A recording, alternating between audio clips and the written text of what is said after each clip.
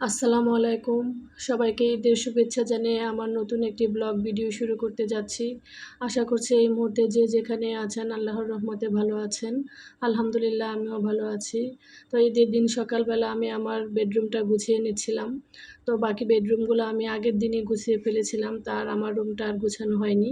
তো আমার রুমটা ঈদের দিন সকালবেলায় আমি সবসময় গুছাই। আমার রুমের জন্য কোনো বেডশিট কেনা হয়নি, তাই আমি এই বেডশিটে বিছিয়ে নিচ্ছি। যদিও এটা অনেক পুরানো একটা বেডশিট, কিন্তু এটা বিছানো হয়েছে মাত্র ২ বার। গত রোজার ঈদে আমি বিছিয়েছিলাম আর এই রোজার ঈদে বিছিয়েছি। তো আর বিছানো হয়নি। এটা আমি ২০১২ সালে কিনেছিলাম। আমার বড় ছেলে যখন স্কুলে ভর্তি হয় তখন এক মহিলা এইগুলার ব্যবসা করতো। তো ওই ভাবির কাছ থেকে নিয়েছিলাম। উনি বগুড়া বা যশোর থেকে এনে দিত। তো আমার যে আরেকটা খয়েরি বিছানার চাদর আছে সাদা কাজ করা, তো এটার এই চাদরটা ২ টা একসাথে নিয়েছিলাম। তখন এই দাম পড়েছিল ৳৭,০০০। তো এই চাদরটা এতই সুন্দর, আর এই সাদা রংটা ঠিক বোঝা যাচ্ছে না, এত বেশি দবদবে সাদা। এটা আমার বিছাতে ভয়ই লাগে। আর আমার ছেলেরা ছোট ছিল, তো আবার ছোট জনও ছোট, এজন্য এটা বিছানো হয় না। আর আমার বাসায় দেখা যায় বিছানায় বসে বেশি খাওয়া-দাওয়া হয়, এই ভয়ে আরও বিছাতে চাই না। তবে এই চাদরটা আমার কাছে খুবই ভালো লাগে। আর এটা আসলে সামনাসামনি আরও সুন্দর, পুরাটাই এমব্রয়ডারি কাজ করা। কিন্তু এমব্রয়ডারি কাজটা এতটাই নিখুঁত, মানে হাতে লাগে না। খুব সফট একটা কাজ। তো এই মনে হয় যেন অ্যাপ্লিকের একটা কাজ করা, আসলে অ্যাপ্লিক না, এমব্রয়ডারির কাজ। আর এই কুশন না, বালিশের কভার ২ টা আম অনেক সুন্দর, যে চিঠির খামের যেরকম থাকে, তো বালিশের কভার ২ টা ঠিক এইরকম। তো আমার কাছে এই বালিশের কভার ২ টা বেশি ভালো লেগেছিল, এইজন্য আসলে আমি নিয়েছিলাম। তখন আমরা ৭ জন নিয়েছিলাম এই চাদরটা, তো একেকজন একেক কালার নিয়েছিল। তো আমি লালটাই নিয়েছিলাম, কেন জানি আমার কাছে লালটাই ভালো লেগেছিল অন্যান্য কালার থেকে। যদিও আমার লাল খুব বেশি একটা পছন্দ না, লাল আমি খুব বেশি পছন্দ করি না। আর তখন বলে দিয়েছিল যে এটার সাথে কুশন কভার আমরা চাইলে নিতে পারবো। তো অর্ডার দিয়েছিলাম, কিন্তু কুশন কভারগুলো আর আনা হয়নি, নেওয়া হয়নি। আসলে উনি আমাদেরকে দেয়নি। তো এখন ভাবলাম যে ঘরে যেহেতু এটার কাছাকাছি একটা কুশন কভার আছে ব্লক প্রিন্টের, তো এটাই দেই। তো এই কুশন কভারটা দিয়ে দিলাম। আর আমি আমার বড় ২ ছেলের রুম আগের দিনই গুছিয়ে রেখেছি। তো মেজো ছেলের রুম এটা। বড় ছেলের রুম আর মেজো ছেলের রুম ওদেরকে বলেছি যে, "আমি শুধু বিছানার চাদরটা বিছিয়ে দিব, আর পুরা রুম তোমরা গুছাবা। তোমাদের বই, খাতা, বুক সেলফ সব তোমরা গুছিয়ে নিবা।" তো দেখা যায় মেজো ছেলে খুব গুছিয়ে কাজ করে, পরিপাটি করে কাজ করে, নিখুঁতভাবে কাজ করার চেষ্টা করে। কিন্তু বড় ছেলে কিন্তু এটা করে না। সে কোনোরকম কাজ করে রেখে দেয়। তো আমি আমার বড় ছেলের রুমটাও শেয়ার করব, আর মেজো ছেলের রুমটাও দেখাবো যে ২ জন কীভাবে কাজ করেছে। এই তো মেজো ছেলের বুক সেলফ, সে একদম খুব পরিপাটি করে কাজ করে আর খুব সুন্দর করে গুছিয়ে রাখে। কিন্তু বড় ছেলে কিন্তু এত পরিপাটি না, গোছানো না। সে বলে যে কোনোরকম হলেই হলো, গোছানো থাকলেই হয়েছে। তো আর এই তো এই টেবিলটা, তো আমার এই ফার্নিচারগুলা মোছা হয়নি। তো আমি ফার্নিচারগুলা মুছে নিচ্ছি। আর আমার বড় ছেলের এই টেবিলের সামনেই জানালা। তো জানালাটা খুলে রাখা যায় না, কারণ এত বেশি রোদ আসে এদিক দিয়ে। আর পশ্চিম দিকে বাসা হওয়াতে দেখা যায় ১:৩০ থেকে রোদটা আসা শুরু করে, একদম সূর্য ডোবা পর্যন্ত রোদটা থাকে। তাই এই রুমটা অনেক বেশি গরম হয়। আর গরমের দিনে তো এই রুমে থাকাই যায় না। যদিও চারদিক খোলামেলা, বাতাস অনেক, কিন্তু তারপরেও রোদের যে তাপ, এই তাপে বাতাস কোনো গায়ে লাগে না। তো আমার ছেলের খুব ইচ্ছা যে সে এখানে জানালা খুলে পড়তে বসবে, কিন্তু এটা আসলে হয় না। সে সকালবেলা একটু হয়তো পারে যদি স্কুল বন্ধ থাকে। আর এটা আমার বড় ছেলের রুম, যেই বেডশিটটা কিনেছিলাম ওর জন্য, তো এটাও বিছিয়ে দিয়েছি। আর মেজো ছেলের জন্য কোনো নতুন বেডশিট বিছানো হয়নি, যেহেতু ওটা আর কেনা হয়নি। আর একটা বেডশিটই এবার শুধু কেনা এই বেডশিটটা এই খাটে হয় না। এই খাটটা যেহেতু সিঙ্গেল, আর এই বেডশিটগুলা হচ্ছে কিং সাইজ, তো আমাকে বেডশিটটা ভাঁজ করে তারপরে বিছাতে হয়েছে।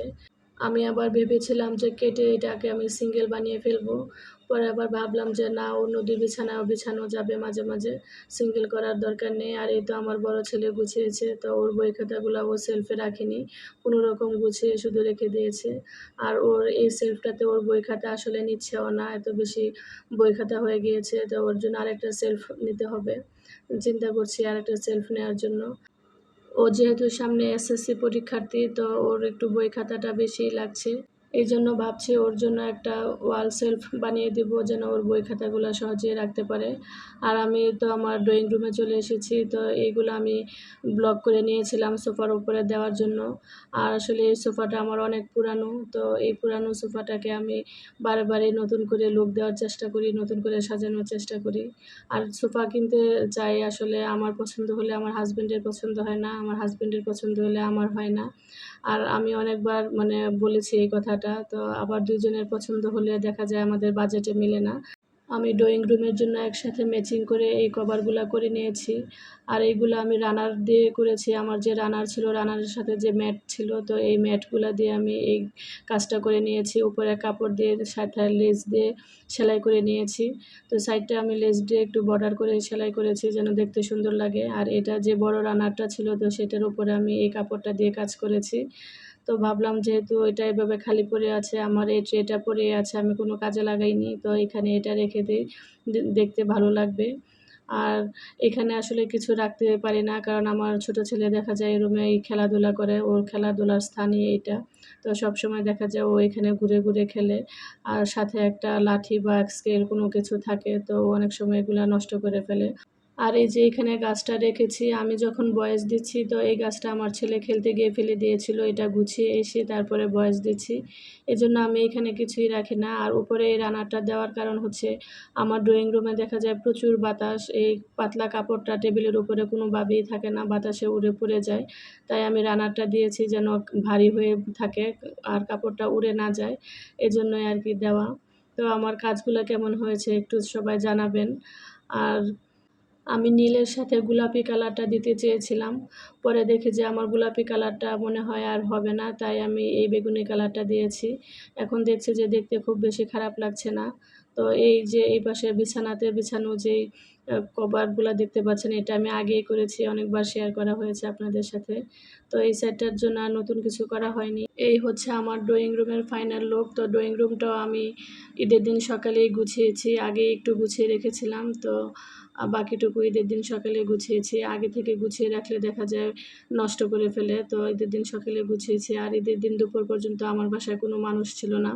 আমার ছেলেরা, তারপর আমার হাসব্যান্ড, ওরা ওদের চাচুর বাসায় গিয়েছিল। তো অনেকক্ষণ আমি একাই ছিলাম।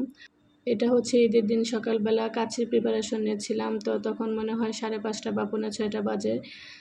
আমি প্রতি ঈদেই দেখা যায় কাচ্চিটা তৈরি করার চেষ্টা করি। আমি যখন থেকে কাচ্চিটা রান্না করা শিখেছি।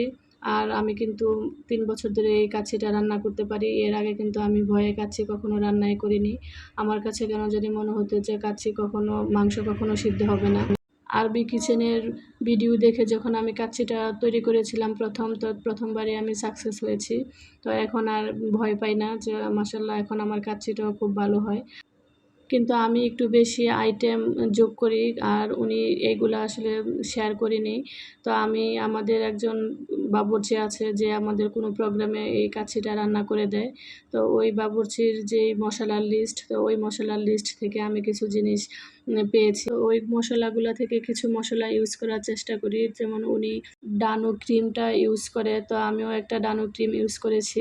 উনি পরিমাণ অনুযায়ী ইউজ করে। আর উনি হচ্ছে আমরা যে দুধের ছানা বানাই, তো ছানাটাকে ব্লেন্ড করে তারপরে ইউজ করে, যেটা আমরা চিজ ক্রিম বলে থাকি। তো উনি এটাও ইউজ করে। আর আমাদের যে বাবুর্চিটা রান্না করে, তো ওনার মশলার যে লিস্ট ১২০ টা মশলা আছে এই লিস্টের মধ্যে। তো ১২০ টা মশলা তো আর আমার পক্ষে সম্ভব না দেওয়া। তা আমি মনে হলো যে এই ২ টা একটু ইউনিক, আর খাবারে দিলেও স্বাদটা বেড়ে যাবে। তো আমি এই ২ টার সাথে ইউজ করি। কিন্তু আসলেই স্বাদটা বেড়ে যায়। আর আমার কাছে আমি এ পর্যন্ত যতবারই রান্না করেছি সবাই খেয়ে খুব প্রশংসা করেছে।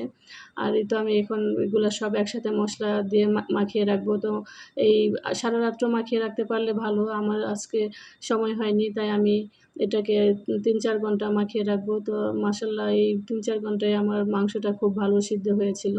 তো আমি টমেটো সস দিতে ভুলে গিয়েছিলাম। তো এখন একটু টমেটো সস দিয়ে দিয়েছি।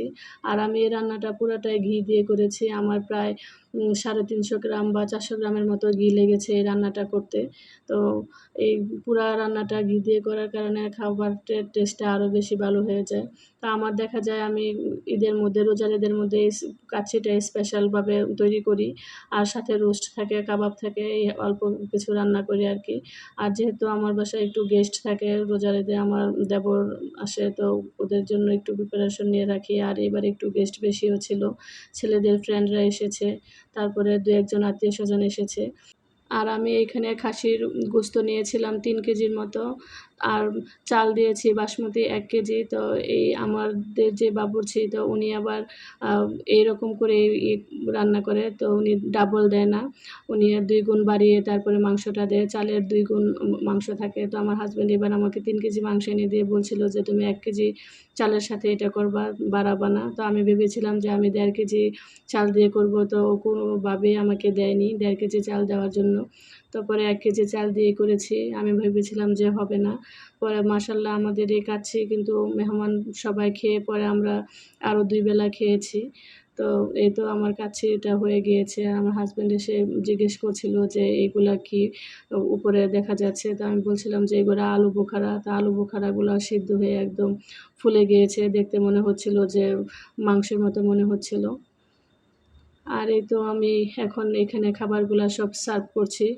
আর আমাদের যেহেতু ডাইনিং টেবিল নেই, এই টেবিলটাতে আমি সব খাবার রাখি আর আমরা ফ্লোরে বসে খাই। তো এই পাশে আমি নতুন একটা কার্পেট বিছিয়ে নিয়েছি, যে আমি কার্পেটটা আ ভিডিও করতে ভুলে গিয়েছিলাম। তো যদিও আমি আগেই কার্পেটটা শেয়ার করেছি আপনাদের সাথে। আমার ড্রয়িং রুমে বিছিয়েছিলাম একদিন। আর আমি এটা রেখেই দিয়েছি যে যেন মেহমান আসলে বিছাতে পারি। আর যেহেতু আমি মেহমান আসলে বা আমরা ফ্লোরে বসে খাই, নিচে বসে খাই, তো এই নিচে যেন আমি একটু ভালো করে পরিপাটি করে মানুষকে খাবার দিতে পারি, এজন্যই আমি এই কার্পেটটা কিনেছি এবং এটা রেখে দিয়েছি। আর এই তো আমি শামী কাবাব বানিয়েছিলাম প্রতিবারের মতো, এবারও আমার কাবাবগুলি ভেঙে গিয়েছে। ১ম বার খুব সুন্দর ভাজা হয়েছে, একটুও ভাঙেনি। ২য় বার ভাজতে গিয়েছি, পরে সবগুলা কাবাবই ভেঙে গিয়েছে। আর আমি বুরহানি করি সবসময় বাসায়, তো বুরহানিটাও খুব ভালো হয়েছিল। আর এখানে আমি ক্রিম জর্দা যেটা, সেই ক্রিমি জর্দাটা করেছি। আর নবাবী সেমাই যেটা, সেটা করেছি। আর দুধ সেমাই করেছি আর পুডিং করেছি। তবে এত কিছু খাওয়া হয়নি, কারণ আমাদের ২ বাসা উপরে নিচে দেখা যায় ২ বাসায় খাওয়া হয়। এত গরমের মধ্যে এত আইটেম দেখা যায় খাওয়া হয় না। আর ঈদের মধ্যে আমার জানি কেন মনে হয় যে ডেজার্ট আইটেমগুলাই বেশি হয়।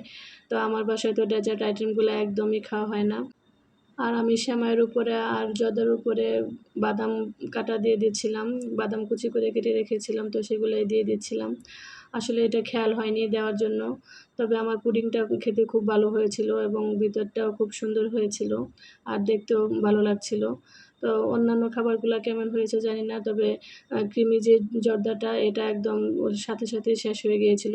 মানে বিকাল পর্যন্ত ছিল। পরে আর এটা রাতের যে মেহমান ছিল তাদেরকে আর দিতে পারিনি। তো এই তো আমি সাথে গ্লাসগুলো এনে রেখেছি। একটা 7 আপ এর জন্য এনে রেখেছি, একটা বুরহানির জন্য এনে রেখেছি, আর একটা পানি খাওয়ার জন্য এনে রেখেছি। আর আমি কাচ্চিটা এখানে এখন এনে রাখি নাই, কারণ আমার দেবর আসলে ওরা খেতে বসবে একসাথে সবাই। তো ওরা আসতে একটু দেরি করছিল, এজন্য আমি তখন এনে আর এখানে রাখিনি।